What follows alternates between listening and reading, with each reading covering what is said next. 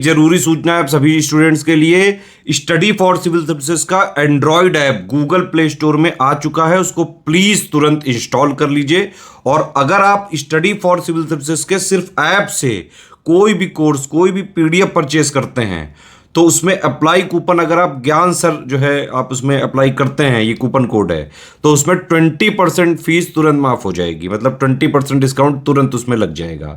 ज्ञान सर लिखना है, नॉर्मली ज्ञान सर, स्मॉल लेटर में है सब कुछ, कोई स्पेस नहीं, कोई कॉलम नहीं, सिर्फ ज्ञान सर, GYANSIR। इस तरह से अगर कूपन कोड लगाते हैं आप ऐप में बाई करने से पहले, जो अप्लाई कूपन वाले में आता है, तो 20% का डिस्काउंट तुरंत मिलेगा। वीडियो देखिए। Hello friends, welcome back to our YouTube channel UPPSC best online coaching. उम्मीद है कि आप स्वस्थ होंगे और बेहतर पढ़ाई कर रहे होंगे। आज की इस वीडियो में हम लोग यूपीपीएससी प्री 2024 के लिए साइंस के टॉप 500 क्वेश्चंस के डे 3 का डिस्कशन करेंगे। इस वीडियो में प्रश्न संख्या 41 से लेकर 60 तक का डिस्कशन किया जाएगा। आप वीडियो को अंत तक देखिएगा। अगर पसंद आएगा तो लाइक कीजिएगा और चैनल को सब्सक्राइब जरूर कीजिएगा। यह क्लास यूपीपीएससी के अतिरिक्त अन्य सभी state PCS exam, RO, ARO और वनडे एग्जाम के लिए समान रूप से उपयोगी है।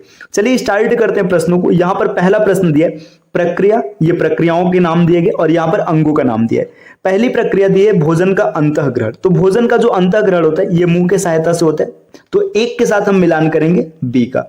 इसके बाद देखिए सरल पदार्थ में प्रोटीन को तोड़ते हैं, मतलब प्रोटीन को सरल पदार्थ में तोड़ा जाता है, ये प्रक्रिया पेट में होता है, तो 2 के साथ मिलान करेंगे ए का। इसके बाद आगे क्या दिया, पचे हुए भोजन का अवशोषण, ये छोटी आंत की सहायता से होता है, तो 3 के साथ मिलान करेंगे डी का। और मल त्याग की प्रक्रिया ये होती है गुदा में, तो 4 के साथ मिलान करेंगे सी का। इस प्रश्न का सही उत्तर बनेगा विकल्प बी।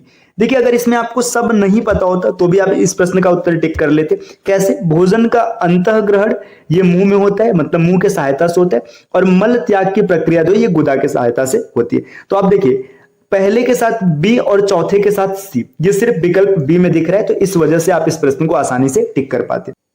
चलिए प्रश्न संख्या दूसरा आज की क्लास का, निम्नलिखित में से कौन से कथन सही है? आपको यह बताना है कौन सा कथन सही है। कथन क्या दिया? छोटी आंत की भीतरी दीवारों पर हजारों उंगलियों जैसी आकृतियां होती है जिन्हें विली कहा जाता है, विली या फिर विलाई। ये सही तथ्य है। जो छोटी आंत है उसके अंदर हजारों अंगुलियों जैसी संरचनाएं होती है जो पाचन में सहायता करती है। पाचन में सहायता करती है, इसका कहने का तात्पर्य ये कि पचे हुए पदार्थों का अवशोषण करती है ना। तो ये सही तथ्य है। दूसरा, विली भोजन के अवशोषण की गति या दर को बढ़ाता है, तो गति या दर को नहीं बढ़ाता है ना, तो गति या दर को नहीं बढ़ाता है, सिर्फ अवशोषण करता है। तो यहां पर सही उत्तर हो जाएगा सिर्फ एक, तो इसका सही उत्तर बनेगा विकल्प ए। चलिए अगले प्रश्न पर आते हैं। प्रश्न संख्या 43, मतलब आज की क्लास का तीसरा प्रश्न। इनमें से अमीबा के बारे में कौन से कथन सत्य है? तो अमीबा के संदर्भ में कौन सा कथन सत्य? अमीबा एक सूक्ष्म एकल कोशिका वाला जीव है, ये बिल्कुल सत्य है। यह खाद्य रिक्तिका में अपने भोजन को पचाता है, यह भी सही तथ्य है। इसके बाद यह एक या एक से अधिक अंगुलीनुमा प्रक्षेपण बनाता है जिसे स्यूडोपोडिया या कृत्रिम पैर कहा जाता है, यह भी सही तथ्य है। तो अमीबा के संदर्भ में पहला, दूसरा और तीसरा तीनों सही है, तो इसका सही उत्तर बनेगा विकल्प सी। देखिए यहां पर कुछ तथ्य आप याद रखिएगा। जो जंतु जगत है इसको 5 भागों में वर्गीकृत किया गया। पहला भाग है मोनेरा, दूसरा प्रोटिस्टा, फिर आगे फंजाई जिसको कवक कहा जाता है, प्लांटी मतलब पादप, और इसके बाद एनिमेलिया मतलब जंतु जगत।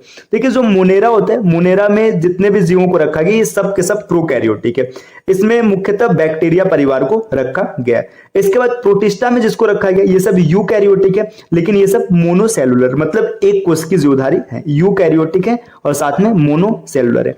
देखिए फंजाई, प्लांटी और एनिमेलिया, इनमें जिनको रखा गया सब यूकैरियोटिक है और मल्टी सेलुलर भी है। फंजाई में कुछ मोनोसेलुलर आते हैं। ठीक, चलिए अब बढ़ते हैं आगे अगले पॉइंट पर, अगले प्रश्न पर।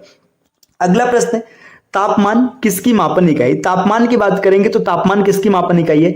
वस्तु द्वारा अवशोषित सूर्य के प्रकाश की मात्रा का, तो सूर्य के प्रकाश की मात्रा को नहीं बताते। किसी वस्तु की गर्माहट की डिग्री, तो गर्माहट की डिग्री बताते हैं, तो तापमान के संदर्भ में सही उत्तर हो जाएगा विकल्प बी। चलिए बढ़ते हैं अगले प्रश्न पर। अगला प्रश्न क्या है? निम्नलिखित में कौन सा सही है? आपको यह बताना है। मानव शरीर का तापमान 37 डिग्री फ़ारेनहाइट होता है। देखिए मानव शरीर का तापमान 37 डिग्री सेल्सियस होता है, फ़ारेनहाइट नहीं होता है, ये गलत तर्क है। फिर आगे दिया क्लिनिकल थर्मामीटर का उपयोग हमारे शरीर के तापमान को मापने के लिए किया जाता है। इस थर्मामीटर की सीमा 35 डिग्री सेल्सियस से 42 डिग्री सेल्सियस तक होती है। तो ये सही तथ्य है, तो इसका सही उत्तर बनेगा केवल 2, विकल्प बी। देखिए अब यहाँ पर तापमान से जुड़ा कुछ पॉइंट आपको याद रखना चाहिए। तापमान या फिर ताप की बात करेंगे तो यह एक मूल राशि होती है, फंडामेंटल क्वांटिटी होती है, मूल राशि होती है। इसका जो मात्रक होता है, अगर एसआई मात्रक की बात करेंगे तो तापमान का एसआई मात्रक होता है केल्विन। केल्विन के अतिरिक्त तापमान को दो अन्य विधियों से मापा जाता है। देखिए एक होता है डिग्री सेल्सियस और दूसरा होता है डिग्री फ़ारेनहाइट। तो तापमान मापने के लिए तीन पद्धतियों का प्रयोग किया जाता है, केल्विन का, डिग्री सेल्सियस का और फ़ारेनहाइट का। इन तीनों में एक संबंध होता है, संबंध आप याद रखिएगा, C-0/100 is equal to F-32/180 is equal to यहां पर रहेगा K-273/100। तो देखिए यहां पे ये एक संबंध है। अब इसको आप अलग अलग प्रकार से देख सकते हैं, लेकिन यहां पर जिसके बारे में पूछा जाएगा, जैसे मान के चलिए अगर डिग्री सेल्सियस को केल्विन में परिवर्तित करना है तो इसको और इसको, इन दो को आप रखेंगे। अगर डिग्री सेल्सियस को फ़ारेनहाइट में परिवर्तित करना है तो इन दोनों को आप रखेंगे। मानव शरीर के ताप की बात करेंगे तो मानव शरीर का ताप 37 डिग्री सेल्सियस होता है। अगर इसको फ़ारेनहाइट में परिवर्तित करेंगे तो 98.6 फ़ारेनहाइट आएगा, डिग्री फ़ारेनहाइट। ये भी आपको याद रखना चाहिए। अब बढ़ते हैं अगले प्रश्न की ओर। प्रश्न संख्या 46 के संदर्भ में दिए सही कथनों को चुनिए। ऊनी कपड़े हमें सर्दियों के दौरान गर्म रखते हैं। बिल्कुल सही तथ्य, गर्म रखते हैं।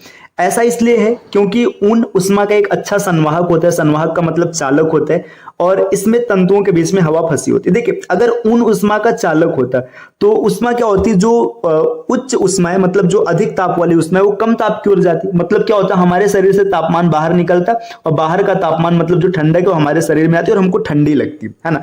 तो ऐसा इसलिए नहीं होता क्योंकि जो ऊन है ये उष्मा का कुचालक होता है, संवाहक नहीं होता है। तो इसका सही उत्तर है केवल एक। अगले प्रश्न पर आते हैं, प्रश्न संख्या 47। देखिए 47 में क्या दिया, निम्नलिखित में से कौन सा कथन गलत है। आपको बताना है कौन सा कथन गलत है। समुद्री हवा या समीर, मतलब जो समुद्री हवा होता है या फिर समुद्री समीर कह लीजिए, दिन के समय चलती, बिल्कुल सही तथ्य है। रात के समय जमीन की हवा या फिर भूमि हवा जो है ये चलती, ये भी सही तथ्य है। तो इसका सही उत्तर हो जाएगा विकल्प सी। बढ़ते हैं अगले प्रश्न की ओर। प्रश्न संख्या 48, निम्नलिखित में से कौन से इमारत बनाने के संभावित तरीके हो सकते हैं जो वातावरण की बाह्य गर्मी और ठंड से ज्यादा प्रभावित न हो। देखिए आपको यह बताना है कि इमारत बनाने का कौन सा तरीका है जो बाह्य गर्मी और ठंडी से बहुत ज्यादा प्रभावित नहीं होंगे। तो पहला पॉइंट दिया, भवन की बाहरी दीवारों का निर्माण। देखिए जब बाहर की दीवार बन जाएगी तो जो भी अंदर का वातावरण है और जो बाहर का वातावरण है, इसमें कुछ न कुछ परिवर्तन होगा। आगे खोखली ईंटों का उपयोग करके, जब खोखली ईंटें होंगी तो उन ईंटों के बीच में वायु भरा होगा, जो क्या करेगा, एक परत का काम करेगा। तो ये दोनों तथ्य ऐसे जो तापमान का संतुलन बना सकते हैं। कांच की इमारतें बनाए तो ये तो एकदम गलत हो जाएगा। तो इस प्रश्न का सही उत्तर बनेगा 1 और 2। तो इसका सही उत्तर होगा विकल्प ए। चलिए अब बढ़ते हैं अगले प्रश्न की ओर। प्रश्न संख्या 49। देखिए 49 में क्या दिया है कि 20 डिग्री सेल्सियस पर 1 लीटर दूध और 45 डिग्री सेल्सियस पर 1 लीटर पानी को एक साथ मिलाया जाता है। इसके परिणाम स्वरूप मिश्रण का तापमान क्या होगा। देखिए यहाँ पर 20 डिग्री सेल्सियस टेम्परेचर का क्या है, मिल्क है, और इसके बाद 45 डिग्री सेल्सियस टेम्परेचर का क्या है, वाटर है। इन दोनों को जब मिक्स करेंगे तो जो भी आपका टेम्परेचर होगा ये 20 से ज्यादा होगा और 45 से कम होगा। तो इन दोनों के बीच में रहेगा। तो इसका जो टेम्परेचर बनेगा ये 20 से अधिक और 45 से कम। तो विकल्प सी इस प्रश्न का सही उत्तर हो जाएगा, 20 और 45 के मध्य रहेगा। अगले प्रश्न पर आते हैं, प्रश्न संख्या 50 में क्या दिया, निम्नलिखित में से गलत जोड़ों को पहचानिए। अब आपको यह बताना है कि कौन सा जोड़ा गलत है। तो देखिए एसिटिक एसिड सिरके में पाया जाता है, बिल्कुल सही है, मतलब एसिटिक अम्ल सिरका में पाया जाता है। साइट्रिक अम्ल नींबू में होता है, ये भी बिल्कुल सही है। लैक्टिक अम्ल दही में पाया जाता है, ये भी सही है। एस्कार्बिक अम्ल आंवले में पाया जाता है, ये भी सही है। तो चारों यहां पर तथ्य सही है, तो इसमें से गलत कोई नहीं है। तो इसका सही उत्तर हो जाएगा विकल्प डी, इसमें से कोई नहीं। अगले प्रश्न पर आते हैं, प्रश्न संख्या 51 में क्या दिया हुआ है। देखिए 51 में ये बोला जा रहा है कि निम्नलिखित को सुमेलित कीजिए। आपको सुमेलित करना है, कैल्शियम हाइड्रोक्साइड, नींबू पानी दिया इधर, सोडियम हाइड्रोक्साइड साबुन दिया, इसके बाद यहां पर दिया देखिए मैग्नीशियम हाइड्रोक्साइड, यहाँ पे हिंदी में ना थोड़ा सा मतलब ये मिसप्रिंट है। देखिए कैल्शियम हाइड्रोक्साइड यहाँ पे लिया है लाइम वाटर, बिल्कुल सही है। कैल्शियम हाइड्रोक्साइड को लाइम वाटर कहते हैं, है ना, आगे मतलब इसमें होता है। आगे दिया सोडियम हाइड्रोक्साइड सॉप, मतलब साबुन में सोडियम हाइड्रोक्साइड है, ये भी सही है। Magnesium hydroxide milk of magnesia इसको कहा जाता है, ये भी सही है। तो ये तीनों एक दूसरे से ऐसे डायरेक्ट मिले हुए, एक के साथ ए मिलेगा, 2 के साथ बी मिलेगा और 3 के साथ सी मिलेगा। तो इसका सही उत्तर जो बनेगा विकल्प ए इस प्रश्न का सही उत्तर होगा। हिंदी में थोड़ी सी यहाँ पर टाइपिंग में मिस्टेक हुई है। चलिए अब बढ़ते हैं अगले प्रश्न पर। अगला प्रश्न यहाँ पर क्या है, देखिए प्रश्न संख्या 52 की ओर है। 52 में क्या दिया, संकेतक, जो इंडिकेटर होते हैं। इंडिकेटर क्या होता है, आपने पढ़ा होगा क्लास में, मतलब जो आपके पीछे के क्लास रहे होंगे। इंडिकेटर ऐसे पदार्थ होते हैं जो पीएच मान परिवर्तित होने पर, मतलब अम्लीय और क्षारीय माध्यम बदलने पर अपना रंग, गंध, ये सब परिवर्तन कर लेते हैं। संकेतक के संबंध में निम्नलिखित में से कौन सा कथन सही है? तो यहाँ पे देखिए दिया, साबुन की अम्लीय प्रकृति के कारण साबुन से धोने के बाद हल्दी के दाग लाल हो जाते हैं। पहले एक चीज ध्यान दीजिएगा कि साबुन में अम्लीय प्रकृति नहीं होता है, साबुन में क्षारीय प्रकृति होता है। तो पहला पॉइंट क्या हो जाएगा, गलत हो जाएगा, क्योंकि यहाँ पे दिया है कि अम्लीय प्रकृति, तो ये तो गलत हो गया। अब इसके बाद आगे है, देखिए चाइना रोज संकेतक अम्लीय विलयन को गहरे गुलाबी, मतलब मैजेंटा, और क्षारीय विलयन को हरे रंग में परिवर्तित कर देता। तो ये सही है, तो इसका सही उत्तर हो जाएगा केवल 2, विकल्प बी। अब बढ़ते हैं अगले प्रश्न पर, प्रश्न संख्या 53 में क्या दिया, निम्नलिखित में से कौन सा कथन अम्ल वर्षा या अम्लीय वर्षा के संदर्भ में गलत है? तो अम्लीय वर्षा के संदर्भ में कौन सा कथन गलत है, इसकी बात करते हैं। पहला पॉइंट यहां पर दिया, देखिए अम्ल वर्षा या फिर अम्लीय वर्षा भी इसको कहते हैं। वर्षा हमेशा हानिकारक नहीं होती, वे इष्टतम मात्रा में होने पर मिट्टी को पूरक प्रदान करते हैं। देखिए ये तथ्य गलत है, अम्लीय वर्षा हमेशा हानिकारक होता है, ये गलत है ना। फिर आगे देखिए, इसमें अगला पॉइंट क्या दिया, अगला पॉइंट ये दिया, अम्लीय वर्षा इमारतों, ऐतिहासिक स्मारकों आदि को नुकसान पहुंचा सकती है, लेकिन पौधों और जानवरों पर इस कोई हानिकारक प्रभाव नहीं डालती, ये भी गलत है। ये इमारत, भवन, इन सबके साथ साथ पौधे और जंतुओं को भी हानि पहुंचाती है। तो इसमें से दोनों तथ्य गलत है, तो विकल्प सी इस प्रश्न का सही उत्तर बनेगा। अगले प्रश्न पर आते हैं, प्रश्न संख्या 54 में क्या दिया हुआ है कि उदासीनीकरण के बारे में कौन सी सा कथन सही है, आपको यह बताना है। देखिए जब अम्लीय विलयन और क्षारीय विलयन को उपयुक्त मात्रा में मिलाया जाता है तो अम्ल की अम्लीय प्रकृति और क्षार की मूल क्षारीय प्रकृति दोनों नष्ट हो जाती है। सही बात है, आपने देखिए उदासीनीकरण पढ़ा होगा, अम्ल और क्षार दोनों आपस में क्रिया करके लवण और जल का निर्माण करते हैं। इसमें दिया परिणामी विलयन न तो अम्लीय होता है और न ही क्षारीय होता है, ये भी सही, क्योंकि परिणामी विलयन में लवण और जल होता है। उदासीनीकरण अभिक्रिया में उष्मा हमेशा या तो पैदा होती है या तो उत्सर्जित होती है। ये हर अभिक्रिया की बात है, या तो उसमें उष्मा निर्मित होगी या तो अवशोषित होगी। आगे उदासीनीकरण अभिक्रिया में एक नया पदार्थ निर्मित होता है जिसे लवण कहते हैं, ये भी सही है। तो उदासीनीकरण के संदर्भ में चारों तथ्य सही है, तो विकल्प सी इस प्रश्न का सही उत्तर बनेगा, 1, 2, 3 और 4। अगले प्रश्न पर आते हैं, प्रश्न संख्या 55 में यहां पर क्या दिया, देखिए निम्नलिखित में से किसमें हम उदासीनीकरण अभिक्रिया को उदाहरण के रूप में देख सकते हैं। मतलब ये बताना है कि आपको कौन सी ऐसी अभिक्रिया जो उदासीनीकरण के स्वरूप में प्रयोग की जा सकती है। देखिए अपच से राहत पाने के लिए हम एंटासिड जैसे कि दूधिया चूना लेते हैं। देखिए यहाँ पे मिल्क ऑफ मैग्नीशिया होगा, ये मिल्क ऑफ मैग्नीशिया लेते हैं, तो ये सही है। देखिए यहाँ पे दूधिया चूना नहीं, मिल्क ऑफ मैग्नीशिया, ठीक, तो ये सही है। तो देखिए यहाँ पे इसे मतलब जो एंटासिड होता है, इनडाइजेशन होता है, इसको दूर करने के लिए मिल्क ऑफ मैग्नीशिया लिया जाता है, सही है। देखिए नम बेकिंग सोडा, जिसको कि कैलामाइन घोल, यहाँ पे दिया नम बेकिंग सोडा और कैलामाइन घोल को रगड़ने से चींटी के डंक के प्रभाव को बेअसर किया जा सकता है। देखिए जो चींटी का डंक होता है ये अम्लीय होता है, तो मतलब उसके अंदर अम्ल होता है, जिसके कारण वहां पर जलन और कुछ खुजली होती है। जब इसमें आप कैलामाइन सॉल्यूशन को रगड़ेंगे तो एसिड, जो उसका एसिडिक प्रभाव है समाप्त हो जाएगा, तो ये भी सही है, ठीक। अगला है, देखिए जब मिट्टी में बहुत अधिक अम्लीयता होती है तो इसका इलाज चूने से किया जाता है, ये भी बिल्कुल सही तथ्य, ये भी सही हो जाएगा। कारखानों के अपशिष्ट क्षारीय पदार्थों को घोलकर बेअसर किए जाते हैं। देखिए जो फैक्ट्री वेस्टेज होते हैं उसमें ज्यादातर एसिड होते हैं, तो उसको दूर करने के लिए उसमें क्षार मिलाया जाता है, ये भी सही है।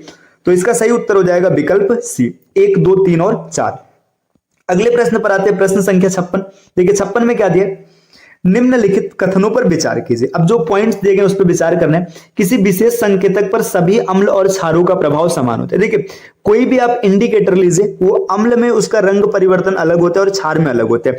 अब चाहे जिस प्रकार का अम्ल डालिए रंग परिवर्तन वही रहेगा, तो ये बिल्कुल सही है। जैसे आपने लिटमस पेपर की कहानी सुनी होगी, नीला और लाल होना, है ना। इसके बाद देखिए विभिन्न संकेतक अलग अलग अम्ल या क्षारों पर अलग अलग प्रतिक्रिया करते हैं, ये भी सही है। मतलब जो अलग अलग इंडिकेटर है वो अम्ल और क्षार के साथ अलग अलग परिवर्तन देंगे, तो यहां पर दोनों सही हो जाएगा, विकल्प सी इस प्रश्न का उत्तर बनेगा।